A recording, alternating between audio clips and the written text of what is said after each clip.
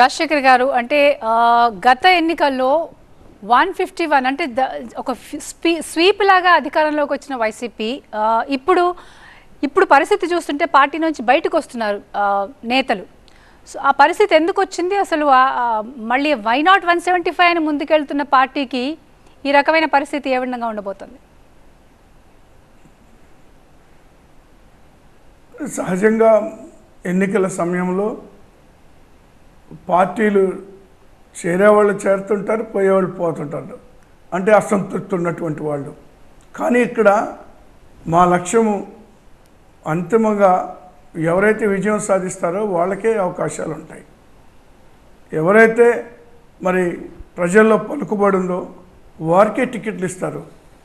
కాబట్టి కొంతమందికి ఇబ్బంది కలగవచ్చు, కానీ వాళ్ళ ఇబ్బంది కోసం మరి పార్టీను మరి లేదా పణంగా పెట్టేటువంటి పరిస్థితులు వైఎస్ఆర్ కాంగ్రెస్ పార్టీ చేయదలుచుకోలేదు.